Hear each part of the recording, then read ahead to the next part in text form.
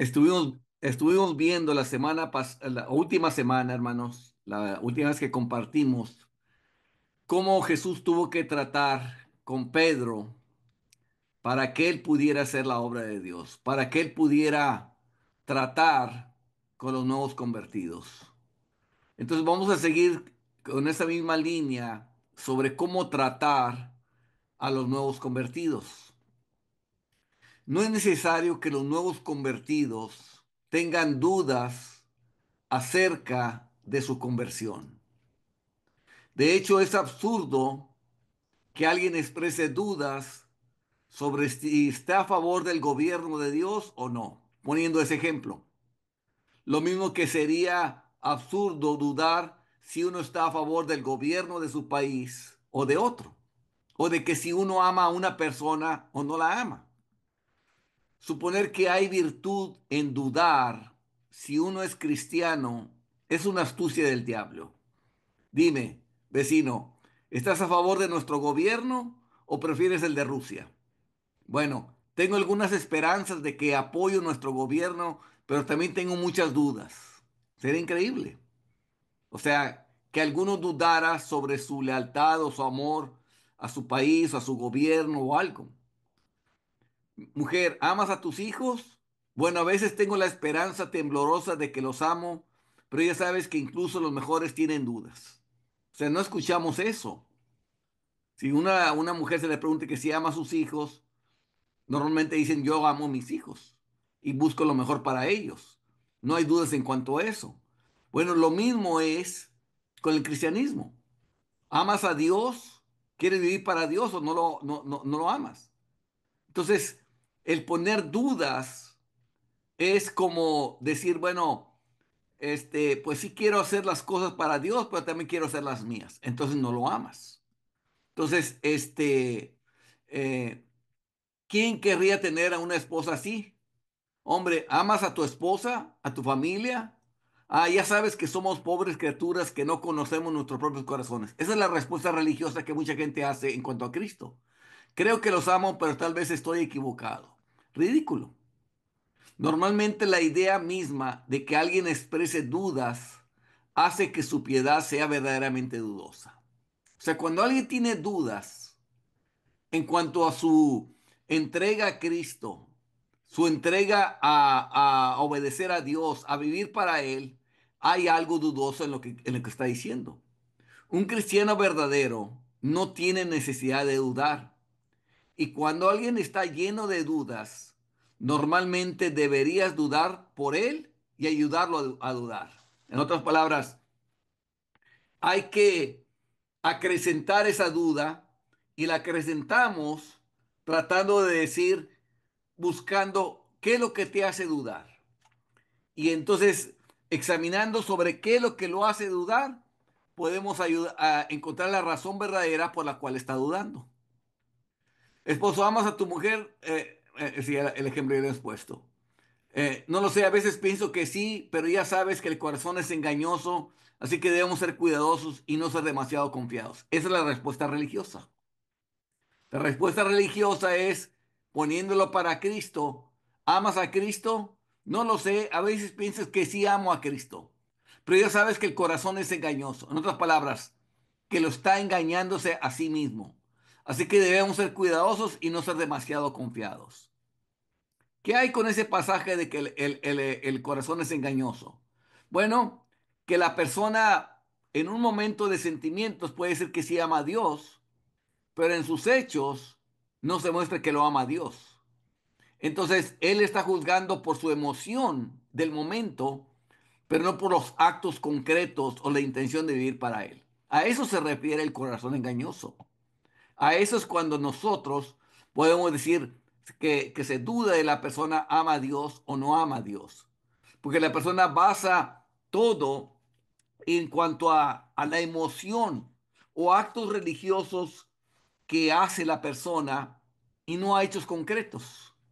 Hoy, en parte de mi lectura, me tocó leer Isaías 58 y cuando estaba leyendo, Dios refiere hacia lo mismo. Ahí en Isaías 58 dice, clama a voz en cuello, el verso uno, no te detengas, alza tu voz como trompeta y anuncia a mi pueblo su rebelión y a la casa de Jacob su pecado.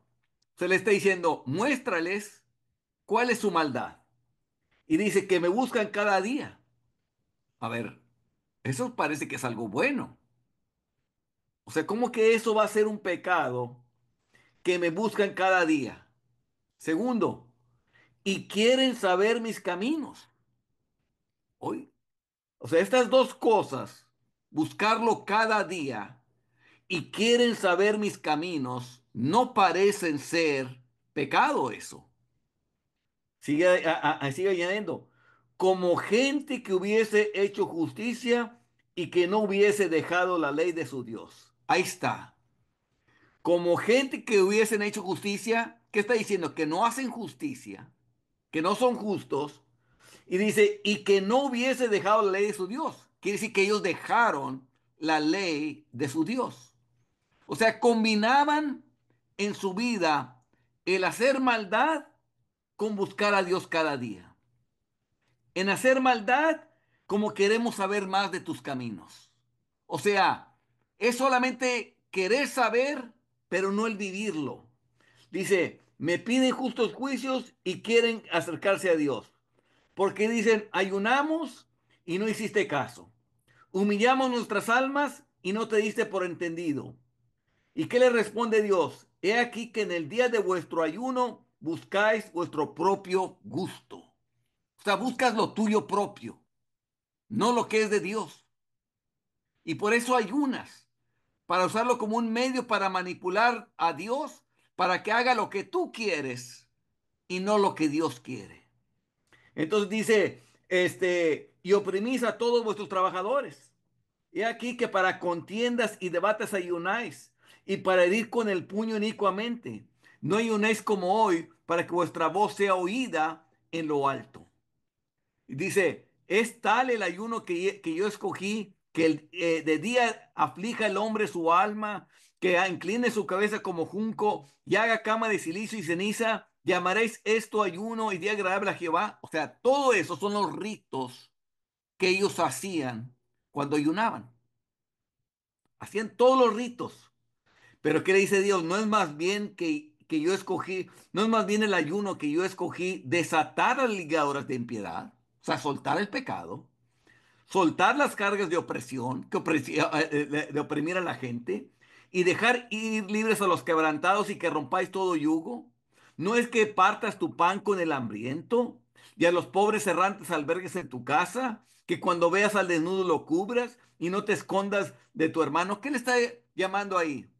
Simplemente lo que haría Dios, un verdadero cristianismo, una verdadera piedad, es lo que lo está llamando a Dios. Entonces, ¿en qué se enfocaban ellos?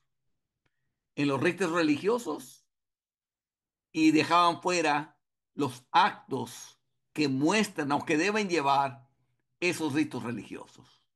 Entonces, cuando una persona dice que tiene dudas en cuanto a su salvación, es por eso, porque muchos hacen los ritos religiosos, pero la práctica no está allí. Tienen solamente como un sepulcro blanqueado. Por fuera se ven justos, llenos de piedad. Se ve como su cabeza como junco, inclinado en silicio, en cinicia, haciendo ayuno, haciendo todo eso. Pero en su vida diaria no expresa esa piedad delante de Dios. Entonces dice, no, ese no es el ayuno que yo escogí. Ese no es lo que Dios está escogiendo. Y eso es lo que quiere hablar aquí al corazón engañoso. O sea, el corazón engañoso es de que la persona dice, pues sí, yo amo a Dios, como esta persona que hacía ayuno. Amo a Dios porque ayuno. Amo a Dios porque ando en silicio, en ceniza. Amo a Dios porque lo busco cada día. Amo a Dios porque yo quiero saber sus caminos. Te puede decir todo eso. Pero entonces si le preguntas, ¿y por qué dudas?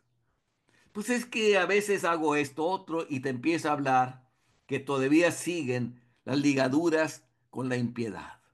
Todavía sigue practicando esa impiedad. Y esa práctica de la impiedad es la que crea dudas. Por un lado, está viendo que busca a Dios cada día, que quiere saber sus caminos, que ayuna, que anda inclinado como junco su cabeza y que está en deslizo y ceniza, tiene toda la apariencia de la religiosidad, pero no tiene la eficacia, la puesta en práctica. Y eso es lo que los hace dudar. Entonces, cuando alguien duda, ahí es el buen lugar para ir a escarbar, porque eso es lo que los va a estar haciendo dudar, que no están poniendo en práctica las obras de Dios. El afecto a Dios es tan consciente como cualquier otro afecto. Y así es. Cuando nosotros tenemos afectos hacia Dios, que amamos a Dios, eso es como cualquiera, como cuando uno ama a su hijo, a su esposa, a sus nietos, te sale, te nace.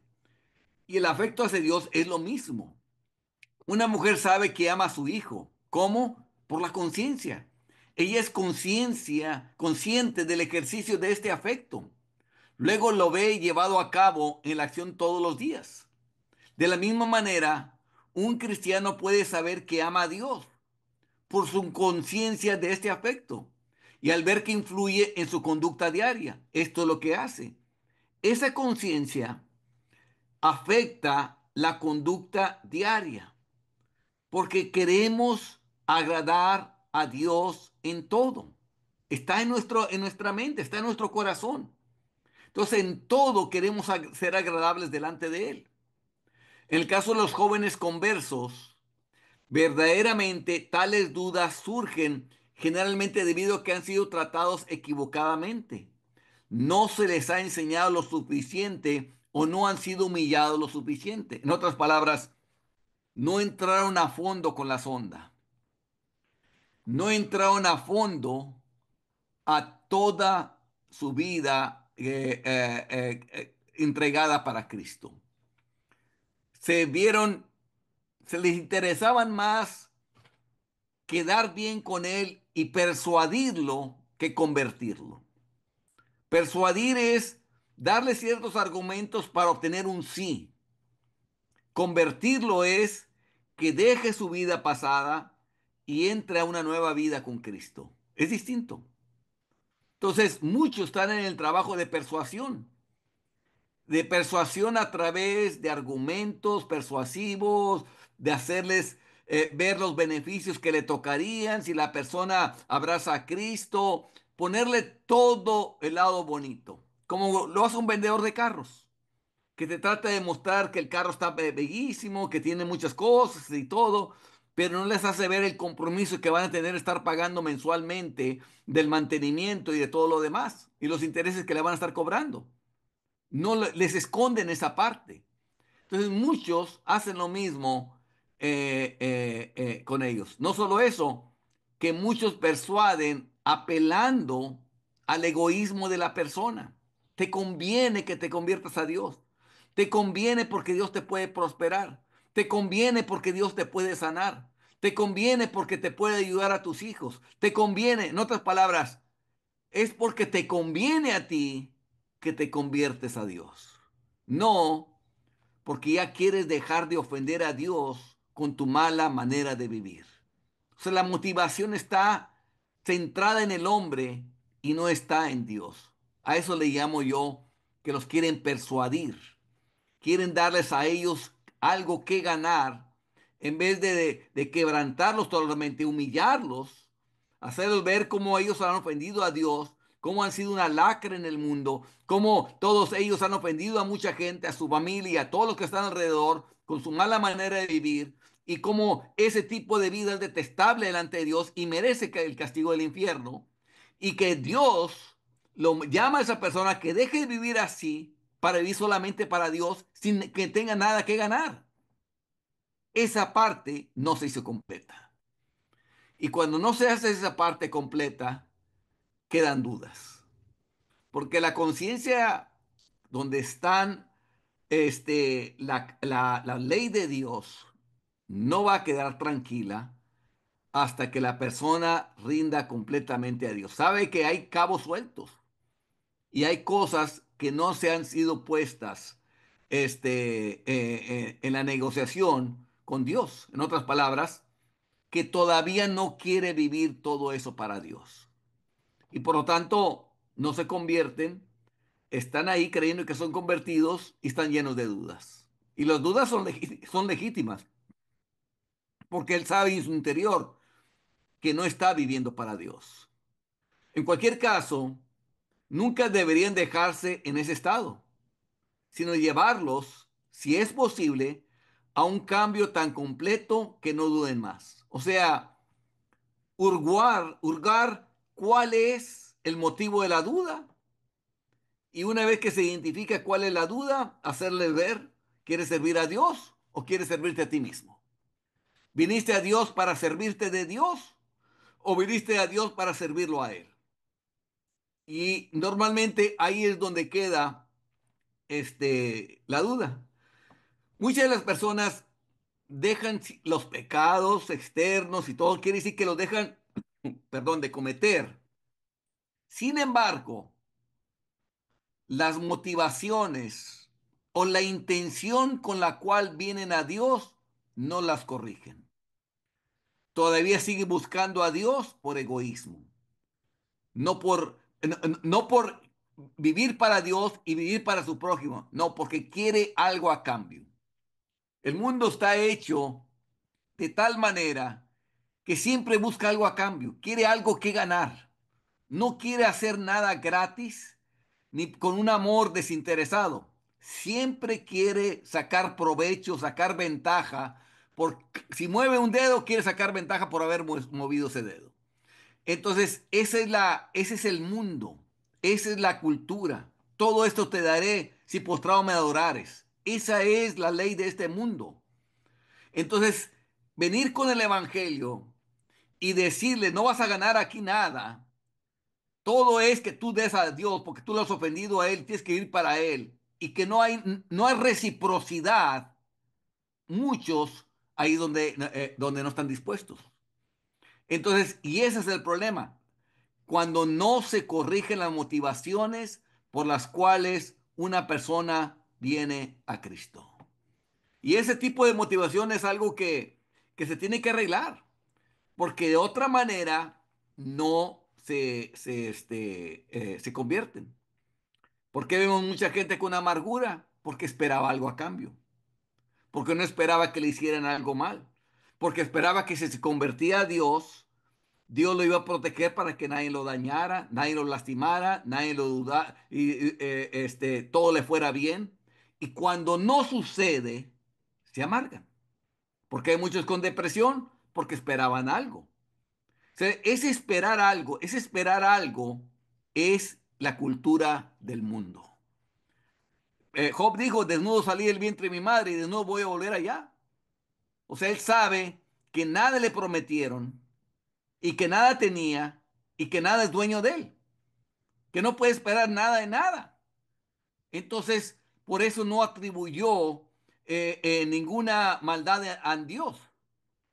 Pero cuando la persona espera en su mente, en la reciprocidad, en que algo Dios tiene que hacer con él, porque él ha estado con Dios, porque él ha buscado su palabra, porque lee la Biblia, porque esto, y cuando no sucede eso, y se amargan, ahí aflora la motivación egoísta que había dentro de la persona. Y ese es el caso de muchas personas que dudan y que si se les busca por ahí, se les va a encontrar. Es incongruente con la gran utilidad que un cristiano siempre esté divagando en dudas. Pues sí, es incongruente. O sea, cuando está decidido servir a Cristo, obedecer a Dios.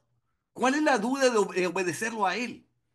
O sea, ¿de dónde puede surgir una duda de obedecer a Dios que nos creó, que nos da el pan, que nos hace respirar? ¿Por qué no lo voy a servir a Él en todo? ¿Por qué voy a tener dudas de servirlo a Él? ¿Dónde está la duda? Entonces, por eso digo que si nosotros buscamos por ahí las motivaciones podemos encontrar. Otros, y yo me he encontrado con personas con otro tipo de dudas, este, uno de ellos me decía, ¿y qué tal si no hay infierno? ¿Y qué tal si no hay cielo ni infierno y todo es aquí en la tierra? Me voy a perder mucho de los placeres de este mundo. Esa es una de las dudas. O sea, sí quiere el cristianismo, pero estaba diciendo, pero si no hay nada, me voy a perder de los placeres de la carne, aquí, cuando no iba a pasar nada. Entonces, si ves como, si ven por un lado, están agarrando el cristianismo porque quieren escapar del castigo del infierno, pero por otro lado dice, ¿y qué tal si no tenga que escapar de nada porque no existe nada? Entonces, de ahí salen dudas. Por eso digo, hay que estar buscando la naturaleza de las dudas. ¿Qué es lo que lo hace dudar? ¿Por qué no está dando el 100% a Dios? ¿Por qué hay reservas? Puede ser que así, quizás le tiene miedo a la familia. Puede ser quizás le tiene miedo al trabajo, porque en el trabajo tiene que hacer cosas ilícitas y ese es un problema. Estorba con el cristianismo. Y entonces, o sea, puede ser diferentes cosas, pero hay que buscar en la duda por qué, por qué están esas dudas. No solo lo vuelve sombrío, sino que también hace que su cristianismo sea un obstáculo para los pecadores. Sí, porque es un reprimido. Es un reprimido porque no está disfrutando el cristianismo, sino que está como en dos tipos de pensamientos. Quiere servirse a Dios, pero quiere servirse a sí mismo. Está en esos dos. Entonces no tiene libertad. Cuando está con los cristianos, actúa como los cristianos. Pero cuando está con los impíos, actúa como los impíos. Entonces, se siente, como dice la palabra, sombrío. No hay libertad en él. ¿Qué piensan los pecadores del tal cristianismo? Dicen, estos conversos siempre tienen miedo de pensar que han obtenido algo real. Siempre están temblando y dudando si es una realidad y deberían saber si hay algo en eso o no. O sea, está hablando lo que el mundo piensa de ese tipo de aparentemente convertidos que siempre tienen miedo de pensar que ya son salvos y siempre están temblando y dudando si es una realidad y deben saber si hay algo en eso o no. O sea, ¿qué es lo que hace esto? Una piedra de tropiezo. Para estar así como esa persona dudando si es cristiano o no es cristiano, mejor me quedo como estoy, a decir el impío. O sea, no quieren esa clase. Al menos lo dejaré pasar por ahora porque no creo que Dios me condene por no prestar atención a lo que parece tan incierto. Es lo que diría el impío. Por lo pronto, ¿sabes qué? Me quedo como estoy. Porque no creo que Dios me vaya a condenar por no prestar atención a algo que parece tan incierto. ¿Por qué? Y dice que parece tan incierto. Porque hay muchos que se llaman cristianos, pero que tienen todo ese montón de dudas. Que andan con un pie en el mundo y un pie en el cristianismo. O que están solamente reprimidos. No tienen el gozo del Señor. No tienen la libertad del Señor. Y por eso es importante hablar con el nuevo converso, a ver dónde se encuentra, a ver en qué lugar está. No, una esperanza alegre y segura en Cristo es indispensable para la utilidad, para que sea útil para Dios. Por lo tanto, debes tratar con los jóvenes conversos de tal manera que los lleves a una esperanza coherente, bien fundamentada y estable. Sobre todo, hermanos, usar la palabra de Dios. Usar la palabra de Dios para lograr esa esperanza coherente, bien fundamentada sobre las escrituras y estable. Cuando hablo de jóvenes conversos, no estoy hablando de que son jóvenes, sino que son jóvenes que se acaban de convertir. Pueden ser viejos, pueden ser jóvenes, pueden ser adultos, pueden ser la edad que sea, pero son recién convertidos, son que se acaban de convertir hace poco. A esos es los que tenemos que llevar a tratar de anclarlos bien en la palabra de Dios. Acuérdense que la Biblia nos dice que Él nos hizo renacer por la palabra de verdad. O sea, que es la palabra de Dios la que nos hace renacer, la que nos fundamenta y por la cual está tomando la acción que quiere tomar ahora.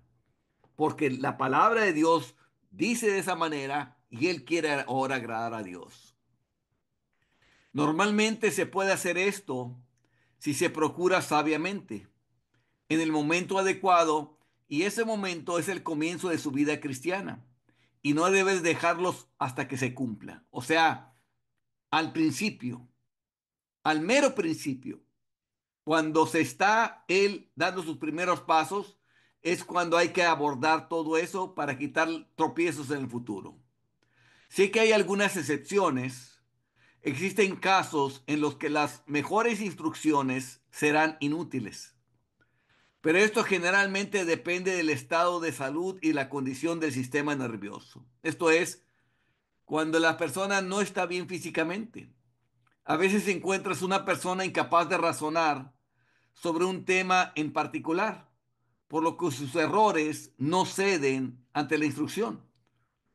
En otras palabras, porque no está razonando bien. Pero lo más común es que estas personas malinterpreten el estado de sus propios corazones, porque juzgan bajo la influencia de una enfermedad física. A veces las personas bajo una depresión nerviosa caen casi en desesperación. ¿Cuáles son estos? Bueno, cuando hay problemas físicos que empiezan a afectar ya el cerebro. Es triste, hermanos, cuando, por ejemplo, últimamente que está de moda el Alzheimer, que pierden la memoria. O sea, es difícil tratar con personas así para llevarlas a Cristo cuando ya no pueden juntar el uno con el dos, ya no entienden las cosas o ya no tienen la memoria que les puede ayudar a muchas cosas a arrepentirse, a cómo vivieron y todo eso. Es a veces difícil en esos casos. No tomaré tiempo para mostrar ahora la conexión, pero las personas que están familiarizadas con la fisiología, esto es, con el estudio del cuerpo humano, explicarán fácilmente el asunto. Y esto hará evidente que la única manera de tratar tales casos es primero recuperar su salud y poner su sistema nervioso en una condición adecuada y de esta manera eliminar la causa física de su tristeza y depresión, entonces podrán recibir y aplicar tus instrucciones al estado de sus mentes. Esto es en donde la causa física es la razón de esta tristeza y de esa depresión, que le llaman que no hay un balance en su mente por ciertas conexiones eléctricas que hay en el sistema nervioso. Y es triste, hermanos, cuando algunos están así. Eso pasa porque dejaron el tema de la salvación a una edad muy madura, a una edad cuando ya estaban muy grandes y no se convirtieron cuando estaban más jóvenes, cuando tenían toda su salud física, al 100%, sino que lo dejaron al último, que después la misma vejez contrae en muchos casos enfermedades, no los hace razonar correctamente para convertirse. Y es triste, hermanos, es triste eso.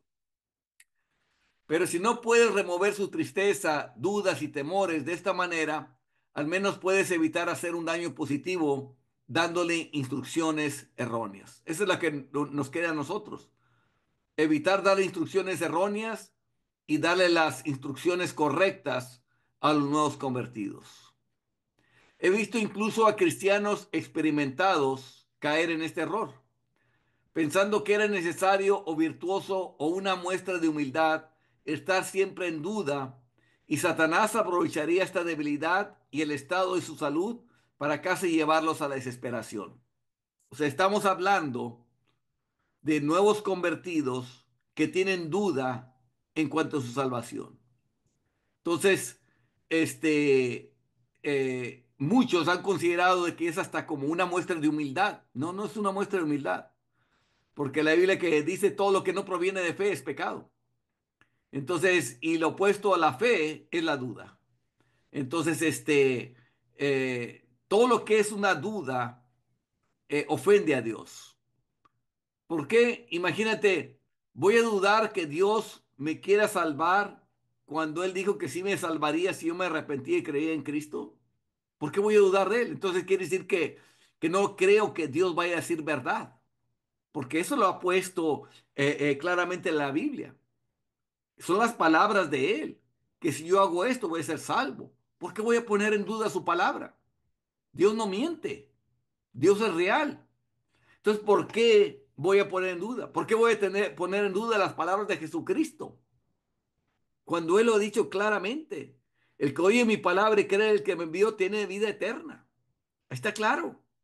Si yo oía su palabra y creía al que lo envió, tiene vida eterna. Y no vendrá condenación, mas ha pasado de muerte a vida. Ahí está claro. No vendrá condenación, mas ha pasado de muerte a vida. ¿Por qué voy a poner en duda esa palabra? No hay razón para ponerla en duda. Entonces, cuando una persona empieza a dudar de eso, realmente está insultando a Dios. Está diciendo que no es sincero Cristo cuando dijo esas palabras, que no es cierto, que no es la verdad. Es una acusación directa hacia Jesús. Entonces, ¿qué es lo que está pasando? Si no es eso, entonces ya vamos, entonces, ¿por qué dudas? Si no quieres insultar a Dios de que no está diciendo la verdad, ni quieres insultar a Cristo de que no está diciendo la verdad, entonces eres tú el que estás dudando de que si quieres creer o no quieres creer. ¿Por qué estás dudando entre creer y no creer? ¿Porque quieres vivir para ti y no quieres vivir para Dios? ¿O porque quieres ciertos momentos vivir para Dios y otros momentos quieres vivir para ti? ¿Qué es? Y ahí es donde encontramos qué es lo que está pasando y cuál es la razón de esas dudas.